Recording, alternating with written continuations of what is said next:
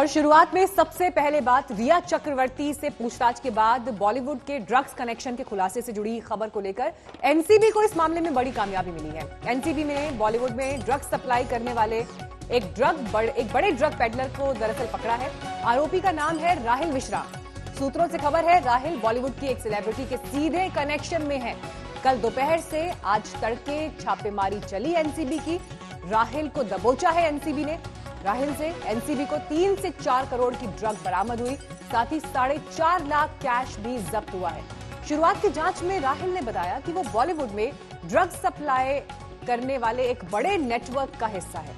राहिल ने एनसीबी को उस शख्स के बारे में भी बताया है जिसके लिए वो काम करता है। अब एनसीबी को इस ड्रग चेन के सरगना की तलाश है। सूत्रों से खबर है कि राहिल और अब तक गिरफ्तार हुए आरोपियों के बीच डायरेक्ट लिंक है।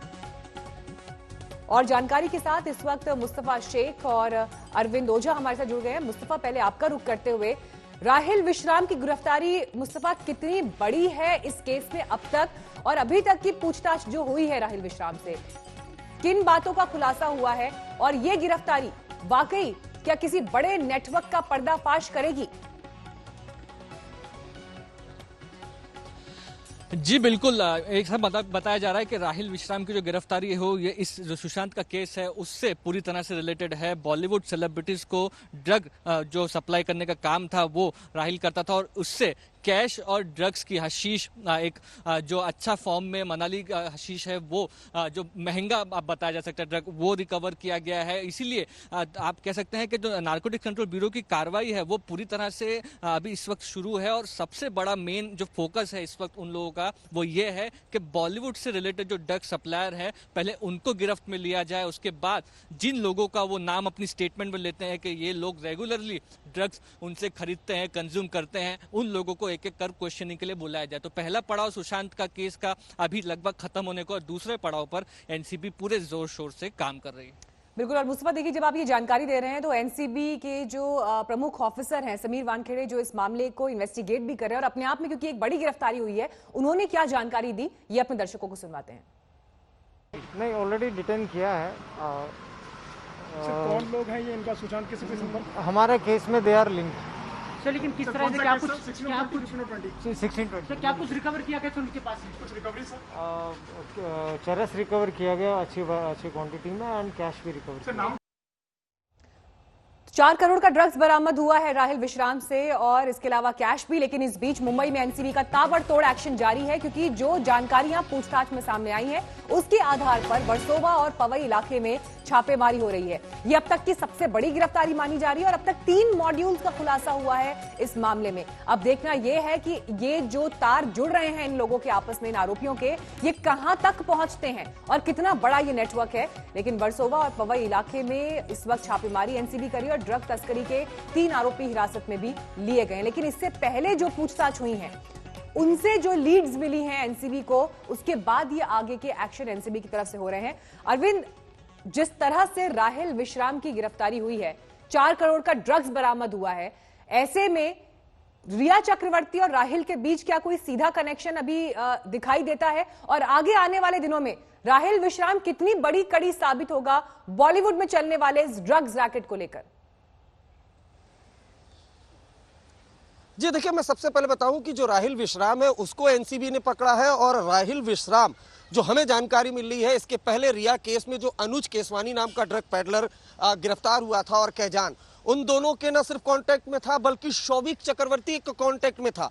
तो ये अपने आप में एक बड़ा खुलासा है। उसके अलावा ये जो हमें जानकारी मिली है, चूंकि मीनाक्षी हमें अभी भी ऑफिसर्स का एक मैसेज आया है जिसमें ये बताया गया है कि जो विश्राम है वो डायरेक्ट लिंक है बॉलीवुड टाउन, यानी बॉलीवुड सेलिब्रिटीज के बीच एक इसका जो डायरेक्ट है वो लिंक है। बड़ी बात है, कल से आज तक 5 ड्रग पेडलरों को जो मुंबई नारकोटिक्स कंट्रोल ब्यूरो की टीम है उसने डिटेन किया है, जिसमें एक ड्रग पेडलर का नाम तलवार है। लेकिन जो बड़ी कड़ी माना जा रहा है वो माना जा रहा है राहिल विश्राम। राहिल विश्राम का बॉलीवुड में अच्छा खासा कनेक्शन है, बड़ा ड्रग पेडलर है। आप अंदाजा लगा सकती हैं कि रिकवरी है। बड़ी बात यह है कि अब तक 15/20 यानी दिल्ली में जो FIR हुई थी इसमें बॉलीवुड सेलिब्रिटीज के नाम आ रहे थे, लेकिन ऐसा पहली बार हो रहा है कि 16/20 यानी रिया चक्रवर्ती और सुशांत ड्रग्स कनेक्शन की जो जांच कर रही थी टीम, अब उसमें भी बॉलीवुड सेलिब्रिटीज के नाम आने लगे हैं। और जो राहिल विश्राम है ये एक बड़ा मुंबई का ड्रग पैडलर है, खासकर सेलिब्रिटीज के बीच, क्योंकि आपको बताऊं यहाँ पर ड्रग पैडलर कई हैं, बड़े बड़े माफिया ड्रग पैडलर, लेकिन बॉलीवुड में जिनके लिंक हो वो अलग ड्रग माफिया होते हैं और राहिल विश्राम उसी की कड़ी का हिस्सा है। आने वाले दिनों में कुछ बॉलीवुड सेलिब्रिटीज के नाम का ये खुलासा करेगा, ऐसा नारकोटिक्स कंट्रोल ब्यूरो के टीम का दावा है। तो इंतजार करना होगा एनसीबी का इन्वेस्टिगेशन कब किस तरह से राहिल विश्राम की गिरफ्तारी के बाद आगे बढ़ता है, कौन से बड़े नाम फंदे में फंसते हैं। लेकिन इस बीच ड्रग्स कनेक्शन में फंसे सुशांत के पूर्व मैनेजर सैमुअल मिरांडा, सुशांत का स्टाफ दीपेश सावंत की जमानत याचिका पर आज बॉम्बे हाईकोर्ट में सुनवाई होगी। शौविक से जुड़े ड्रग तस्करी के आरोपी अब्दुल बासित परिहार की भी जमानत अर्जी पर आज सुनवाई है। मुस्तफा, अब जमानत को लेकर सुनवाई होनी है बॉम्बे हाईकोर्ट में, कितनी उम्मीदें इन आरोपियों के लिए आज की सुनवाई में है? जी बिल्कुल, इससे पहले भी देखें तो इस केस में सेशंस कोर्ट में इन आरोपियों की जो बेल है वो खारिज की जा चुकी है, इसलिए बॉम्बे हाईकोर्ट इनके वकीलों की तरफ से अप्रोच किया गया है। इन तीनों पर आप कह सकते हैं ड्रग्स की तस्करी का जो सेक्शन है वो लगाया गया है, जिसके चलते बेल मिलना डिफिकल्ट हो जाता है। अब तीसरा कोर्ट है बॉम्बे हाईकोर्ट जिसमें इनके लॉयर्स ने अप्रोच किया है। आज माना जा रहा है कि सुबह में या दोपहर तक ये हियरिंग पर केस आ सकता है, लेकिन इसमें एक दिलचस्प बात ये रहेगी क्या नारकोटिक्स कंट्रोल ब्यूरो इन तीनों आरोपियों की जो बेल है उसे अपोज करती है। अगर वो अपोज करेंगी तो फिर इन लोगों को बेल मिलना बहुत मुश्किल हो जाएगा। मीनाक्षी, शुक्रिया मुस्तफा इस जानकारी के लिए। अरविंद, आपका भी शुक्रिया ये जानकारी हमें देने के लिए। बढ़ते हैं आगे, अब रुक करते हैं अगली खबर का। लोकसभा में कल कृषि से जुड़े 2 अध्यादेश पास हुए, लेकिन इस अध्यादेश पर मोदी सरकार को अपने पुराने सहयोगी की नाराजगी झेलनी पड़ी। केंद्रीय मंत्री और शिरोमणि अकाली दल की सांसद हरसिमरत कौर बादल ने कैबिनेट से इस्तीफा दे दिया। बीजेपी की सहयोगी शिरोमणि अकाली दल अध्यादेश का विरोध कर रही है। हालांकि शिरोमणि अकाली दल का सरकार को समर्थन जारी रहेगा। इस अध्यादेश के खिलाफ कई किसान संगठन सड़क पर हैं। दिल्ली से अंबाला तक विरोध प्रदर्शन हो रहे हैं। हरसिमरत कौर बादल के इस्तीफे की असली वजह क्या है, अब उनकी आगे की रणनीति क्या होगी, क्या अभी भी अकाली दल एनडीए में बना रहेगा, इन तमाम सवालों के साथ आज तक संवाददाता हिमांशु मिश्रा ने हरसिमरत कौर बादल से एक्सक्लूसिव बातचीत की। हमारे साथ बातचीत करने के लिए पूर्व केंद्रीय मंत्री हरसिमरत कौर बादल। हरसिमरत जी, मोदी सरकार किसानों की बात करती है हमेशा, वो किसानों के हितों के लिए कहते हैं कि लड़ाई लड़ते हैं। ऐसा क्या हो गया कि आपको इस्तीफा देना पड़ गया? 3 बिल वो लेके आए, वो तो कह रहे हैं कि ये किसानों के लिए लेके आए हैं, इस्तीफा आप दे रही हैं कि ये किसानों के हित में नहीं है, उनका अहित हो जाएगा इससे। देखिए,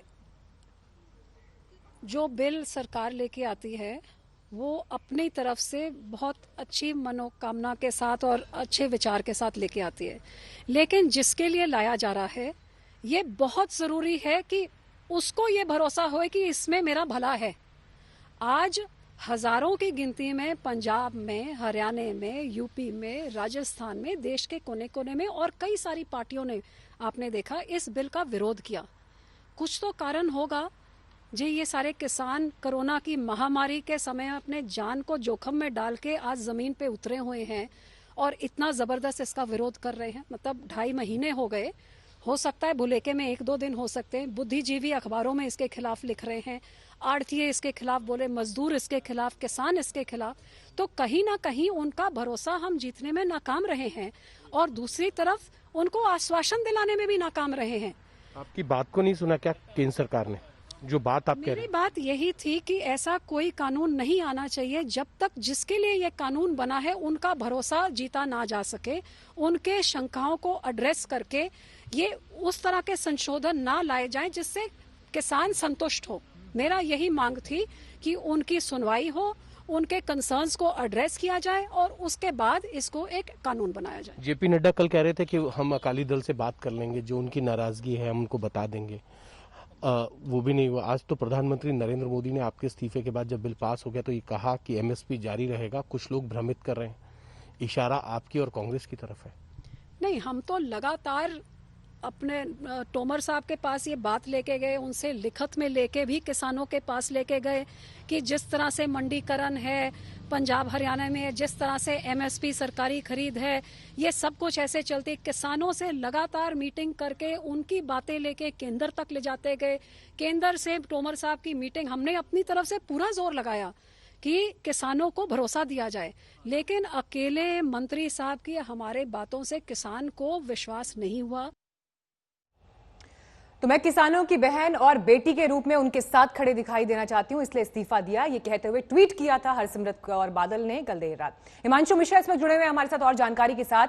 हिमांशु, देखिए यहां पर दो बड़ी बातें हैं। कैप्टन अमरिंदर सिंह पंजाब में डंके की चोट पर यह ऐलान करते हैं कि पंजाब वो राज्य है जिसने 70 सालों में पूरे देश को अनाज खिलाया है, अन्न दिया है, और ऐसे में अगर किसानों की बात ना सुनी जाए, पंजाब राज्य से कंसल्ट तक ना किया जाए और ये बिल ले आया जाए, तो ये किसानों के साथ धोखा है। और उसके बाद कहीं ना कहीं पंजाब में जिस तरह से मुख्यमंत्री ने स्टेटमेंट दिया, शिरोमणि अकाली दल को भी उस तरफ यू टर्न लेना पड़ा, वरना नोटिफिकेशन तो 5 जून को आ गया था। देर हो गई हरसिमरत कौर बादल को यह फैसला लेते लेते। बिल्कुल बहुत देर हो गई हरसिमरत कौर बादल को फैसला लेते लेते। लगता है कि ना सरकार हरसिमरत कौर बादल को समझा पाई, ना हरसिमरत कौर बादल जो है वो सरकार को समझा पाई कि इस बिल में खामियां क्या है, और सरकार ये नहीं समझा पाई कि इस बिल की खूबियां क्या है। बिल्कुल मीनाक्षी, और यही कारण रहा कि अंतिम समय पर आकर हरसिमरत कौर को इस्तीफा देना पड़ा। अकाली दल के नेता सुखबीर बादल ने कल लोकसभा के अंदर यह ऐलान किया कि अगर ये सरकार जो है बिल वापस नहीं लेती है तो हमको इस्तीफा देना पड़ेगा। हरसिमरत कौर बादल इस्तीफा देगी किसानों के मुद्दे पर, और इस पूरी स्ट्रेटेजी पर हमेशा अकाली दल का ये कहना है कि उनका जो वोट शेयर है, मैं ये बात कल से कह रहा हूं कि उनका वोट शेयर जो है पंजाब के अंदर वो रूरल बेल्ट में है, यानी कि ग्रामीण क्षेत्र में है। अगर किसानों की नाराजगी है और अकाली दल उनके साथ खड़ी नजर नहीं आई तो अकाली दल को आने वाले चुनाव के अंदर इसका नुकसान हो सकता है। अकाली दल ये कह रहा है कि कांग्रेस हम पे आरोप लगा रही है, इस मंडी बिल का सपोर्ट जो है वो कांग्रेस ने किया है, पंजाब के अंदर इसको अभी भी अकाली दल सरकार के साथ है, लेकिन क्या इस्तीफे भर से मैसेज मिल जाएगा क्या पंजाब के ग्रामीण क्षेत्रों में जो हरसिमरत कौर बादल ने इस्तीफा दिया है? सिर्फ मंत्री पद से इस्तीफा देने भर से बात बन जाएगी? देखिए,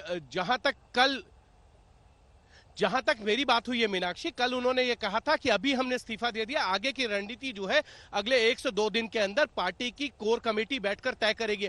आगे सरकार को समर्थन देना है या नहीं देना। ये बात जरूर है कि अकाली दल भी जानते हैं कि पंजाब में बीजेपी के बिना उनको सरकार बनाने में मुश्किल हो सकती है, क्योंकि शहरी वोटर जो है वो बीजेपी का है, और दोनों पार्टियां पिछले 25 साल से जो है वो मिलकर चुनाव लड़ रही है, और अब अगर राह अलग होंगी तो दोनों पार्टियों के लिए मुश्किल होगी और दोनों के वोट बैंक पे असर जरूर पड़ेगा। अगर ये देखा जाए कि अगर जो है अकाली दल अलग जाता है तो ये बीजेपी के लिए बहुत बड़ा झटका होगा। मंत्री पद से इस्तीफा देना एक अलग बात है, लेकिन एनडीए से बाहर जाना एनडीए की साख के लिए ये कह सकते हैं कि बहुत बड़ा नुकसान और इसीलिए देखिए हिमांशु, अगले 2-3 दिन जिनका जिक्र आप भी कर रहे हैं वो बहुत अहम रहने वाले हैं कि आगे की स्ट्रैटेजी क्या होगी, इसे लेकर फैसला लिया जा सकता है। लेकिन कृषि बिल को लेकर विपक्ष ने भी तेवर दिखाए हैं। विपक्ष का यह आरोप है कि इस बिल से बड़ी कंपनीज को फायदा होगा, किसानों को नहीं, जबकि सरकार का तर्क यह है कि इससे किसानों की आय बढ़ेगी। ये तो किसान बैठे हैं ना, हम तो उनकी आवाज पार्लियामेंट में हम बैठे हैं तो उनकी आवाज उठा रहे हैं।